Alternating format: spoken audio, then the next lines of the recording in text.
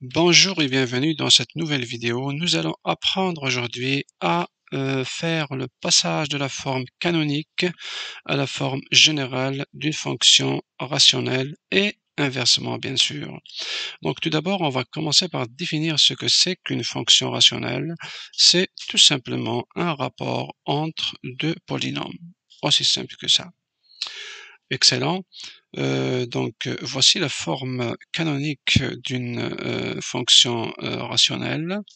Il faut bien sûr que le facteur b soit différent de 0, sinon on va tomber dans le cas d'un polynôme. Et donc nous voulons la transformer à une formule ou à la forme générale qui est la suivante. Donc notre objectif, c'est de passer de cette forme-là à cette forme-là. C'est l'objectif numéro 1. On va essayer de voir le premier exemple qui est ici. Donc, f de x est égal à 3 sur 2x moins 1 plus 5. Donc, comment passer de cette forme-là à la forme générale de la fonction rationnelle? Donc, premièrement, il faut d'abord remarquer ici qu'il y a deux fractions. Il y a 3 sur 2 multiplié par x moins 1 et le 5, parce que le 5 aussi c'est une fraction, on peut l'écrire sous la forme 5 sur 1. Donc on va essayer de mettre en même dénominateur, premièrement. C'est ce qu'on va faire. Pour cela, donc on multiplie la deuxième fraction, on multiplie son numérateur et son dénominateur par le dénominateur de la première fraction. C'est-à-dire qu'on va multiplier 5 par 2 fois x moins 1, et le 1 que vous voyez ici, on va le multiplier aussi par 2x moins 1. C'est la première opération à faire, c'est de mettre les deux fractions au même dénominateur. Donc, deuxième chose à faire, on va effectuer cette opération-là. 5 fois 2 est égal tout simplement à 10. OK? Troisième chose à faire, donc, on va maintenant faire l'addition de ces deux fractions. On peut le faire parce qu'ils sont déjà mises au même dénominateur, donc il suffit d'additionner les numérateurs. J'ai appliqué en fait cette formule-là, a sur c plus b sur c est égal à plus b sur c, ce qui va nous donner ceci. Donc le 3 il est là, puis le 10, x moins 1, ils sont ici. À partir de là, on va faire la distribution ici de 10. On va multiplier 10 fois x et 10 fois moins 1, ce qui va nous donner ceci. Donc on a effectué la distribution, donc 10x multiplié par 10 moins 1, c'est moins 10. L'opération suivante, on va juste additionner ici le 3 et le moins 10, qui va nous donner moins 7 bien sûr. Voilà. Et donc, on est arrivé à la formule ou à la forme générale d'une fonction rationnelle, qui est la suivante. Donc ici, le a est égal à 10, le b est égal à moins 7, le c est égal à 2, et le d est égal à moins 2. Excellent. Là maintenant, on va faire l'inverse. On va passer de la forme générale d'une fonction rationnelle à la forme canonique. Donc, c'est facile, on va faire ça tranquillement. Je vais vous rappeler aussi que tout le monde est capable de comprendre les mathématiques. C'est pas aussi compliqué qu'on le pense. Donc, ici, nous avons une fraction de polynôme. Je vais, au fur et à mesure des étapes, comparer par une fraction de nombre naturel. Comme ça va être beaucoup plus simple d'assimiler les étapes. Excellent. Donc la méthode, on va passer, parce qu'il y a deux méthodes, on va commencer par la méthode 1. On va tout simplement effectuer la division. OK? Donc voilà la division qui est faite en 4x moins 5 divisé par 2x plus 4. Donc combien de 2x il y a dans 4x? Il y a 2. Puis on effectue la multiplication, 2 fois 2x c'est 4x, 2 fois 4 c'est 8. On effectue ici la soustraction, OK? Donc 4x moins 4x, c'est 0, puis moins 5 moins 8, c'est moins 13. Comme si on a effectué la division avec des nombres, c'est la même affaire. Donc j'ai fait respecter ici les couleurs pour que vous puissiez suivre. 9 divisé par 2 est égal à 4. 4 fois 2 est égal à 8. 9 moins 8 est égal à 1. Le 1, c'est le reste. Le 4, c'est le quotient. Le 9, c'est le 4x moins 5. Le 2, c'est le 2x plus 4. Excellent. À partir de ce moment, ça, comment on peut écrire ça? On peut écrire 9 sur 2 est égal à 4 plus 1 demi, ou bien est égal à 1 demi plus 4. Eh bien, on va effectuer la même affaire ici, tout simplement. Tout simplement. Donc, on va dire f de x est égal à moins 13, qui est le reste, comme ce fut le cas ici, sur 2x plus 4 sur 2, comme c'est le cas ici, plus 2, donc plus le quotient. Ici, on va dire plus le quotient aussi. Donc, si vous avez compris ça, vous pouvez comprendre facilement ça, c'est la même affaire. Excellent. Donc, vous allez voir qu'on est retombé. Ici, j'ai juste, excuse-moi, j'ai juste sorti ici le 2. J'ai mis le 2 en facteur pour retomber exactement dans la même formule canonique de la fonction rationnelle. Ici, on voit que le a est égal à moins 13, le b est égal à moins 2, le h est égal à moins 2. Faites attention, je comprends que vous voyez ici plus 2, mais dans la forme générale, dans la forme canonique, c'est écrit moins h. Ça aurait été mieux, par exemple, si on l'a écrit, par exemple, moins 2. Le moins 2 entre parenthèses. Là, vous allez voir mieux que h est égal à moins 2. OK? Mais puisque j'ai gardé ici le plus, il faut faire attention. Le h ici est égal à moins 2. Il n'est pas égal à plus 2.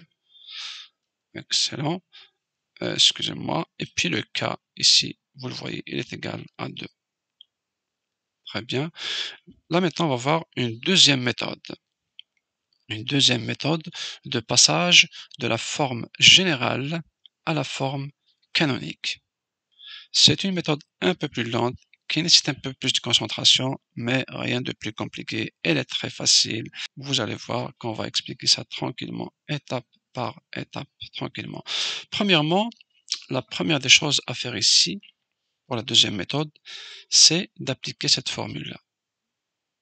Il faut que vous sachiez que si on a a plus b sur c, on peut l'écrire sous cette forme a plus a sur c plus b sur c, bien sûr. Donc, je vais appliquer tout simplement ça à cette fraction-là. Ce qui va me donner f de x est égal à x sur 3x moins 2, moins 7 sur 3x moins 2. Ce qui va me donner ça. Donc, j'ai appliqué uniquement cette formule-là à cette fraction. Excellent.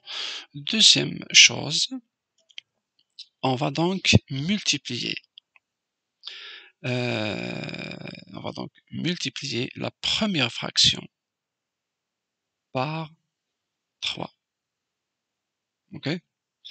Et qu'est-ce que j'ai appliqué? J'ai appliqué aussi cette notion-là, qui consiste à dire que si j'ai a sur b, je peux dire que a sur b est égal à c fois a divisé par c fois b. Donc j'ai multiplié le numérateur et le dénominateur par le même nombre. Je n'ai pas changé l'équilibre de l'équation. On a le droit de faire ça. Donc c'est pour cette raison que j'ai multiplié ici, multiplié par 3, et ici multiplié par 3 pour la première fraction uniquement. OK?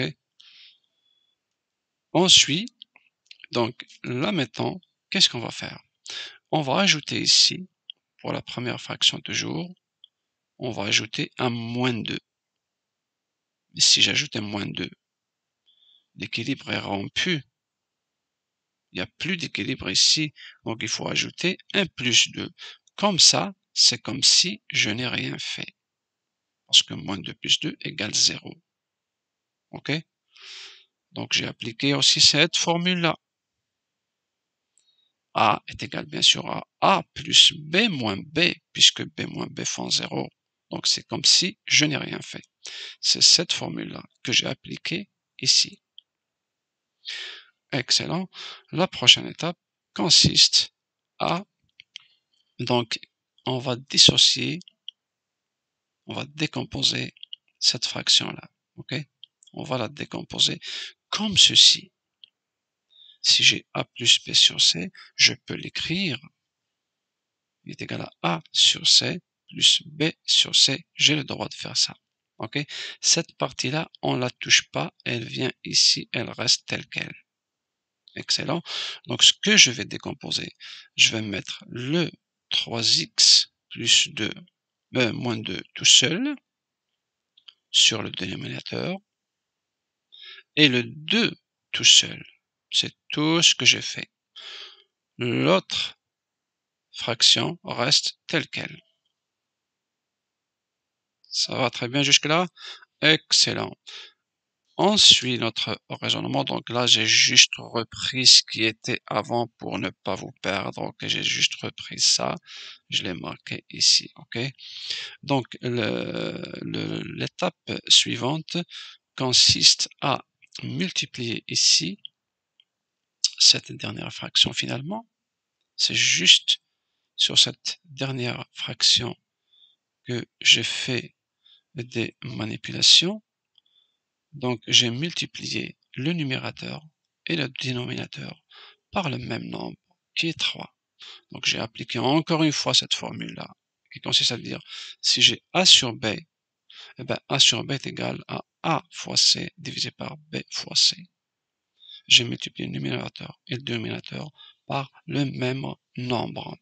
Donc ici, c'est ce que j'ai fait. J'ai multiplié 7 fois 3 et 3x moins 2 fois 3. C'est pour ça que j'ai ajouté des parenthèses. Le reste, je l'ai laissé tel quel. OK?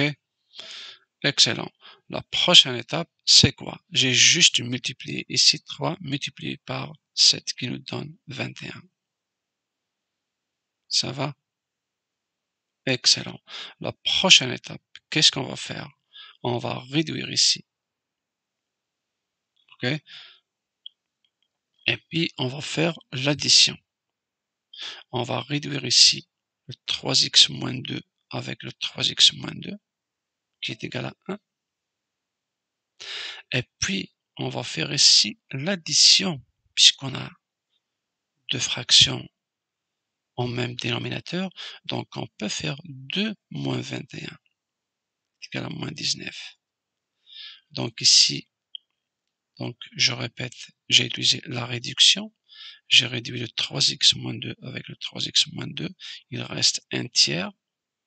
Puis ici, j'ai fait l'addition des numérateurs. 2 moins 21 est égal à moins 19.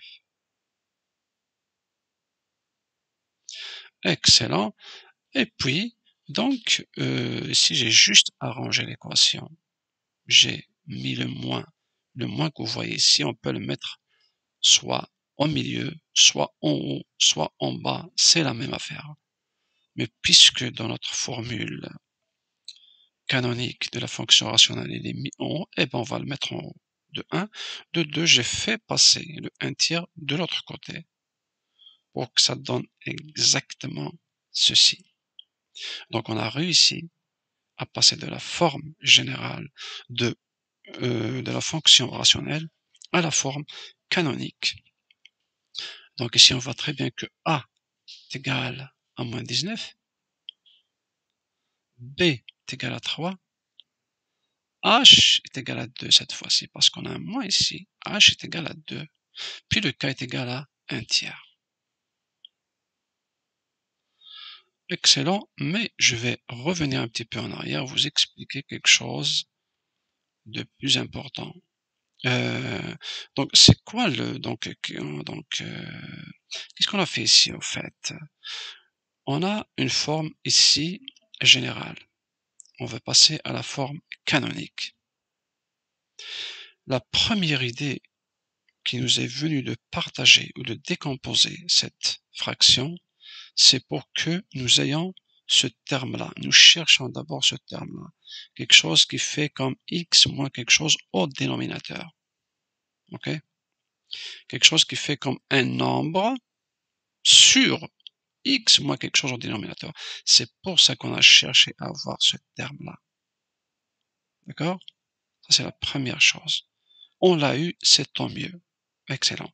La deuxième logique, ou plutôt la deuxième idée, consiste à nous débarrasser de ce x qui est en numérateur. Pour se débarrasser de ce x, qu'est-ce qu'on fait? On va chercher à le mettre sous la forme du dénominateur.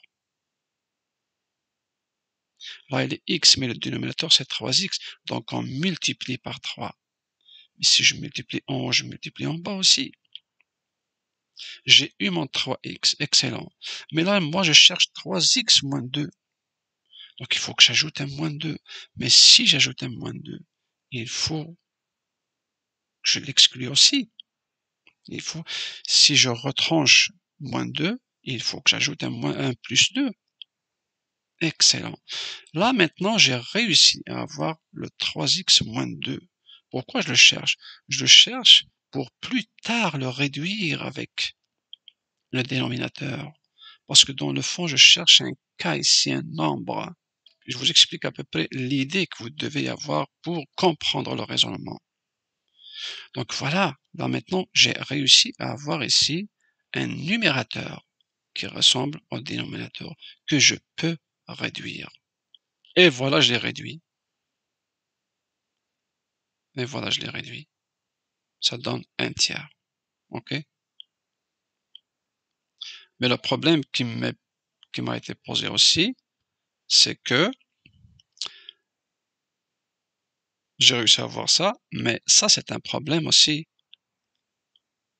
Donc, pour me débarrasser de tout ça, on met aussi en même dénominateur et puis on calcule les fractions. C'est ça qui a été fait. On a mis ici en même dénominateur et on a fait, donc, excusez-moi, on a mis en même dénominateur et on a fait le calcul de ces deux fractions-là. Excellent, j'espère que vous avez bien saisi. On passe à un deuxième exemple. Donc, c'est la même affaire. On décompose la fraction. Première méthode, on décompose la fraction. Première mesure, première étape, excuse-moi, première étape, on décompose la fraction. Deuxième étape, on essaye de former ici le numérateur, le dénominateur. Donc, on va ajouter un moins 2. Puisqu'on a ajouté un moins 2, on va, puisqu'on a retranché un moins 2, on doit ajouter un plus 2. Après ça, on va décomposer cette fraction qui va nous donner x moins 2 sur x moins 2 et 2 sur x moins 2 que voici. Donc, on va réduire ici, x moins 2 sur x moins 2, ça fait 1. Et puis, on va juste additionner ces deux fractions. C'est un exemple, bien sûr, un peu plus simple, ce qui va nous donner ça. Et on va juste l'arranger en passant le 1 de l'autre côté. Le moins 1, on aurait pu le mettre ici aussi, c'est la même affaire. Donc, ça nous donne quelque chose ici. A est égal à moins 5, faites attention. B est égal à 1 ici, puisqu'on l'écrit pas, donc c'est 1. H est égal à 2 cette fois-ci. Le K est égal à plus 1. J'espère que vous avez bien aimé, j'espère que vous avez bien compris. Si c'est le cas, n'hésitez pas à vous abonner et à nous mettre un petit j'aime. Des liens vont apparaître ici en haut, c'est sur les fonctions et les fonctions affines. Vous pouvez les consulter. Je vous souhaite une excellente journée et à la prochaine vidéo.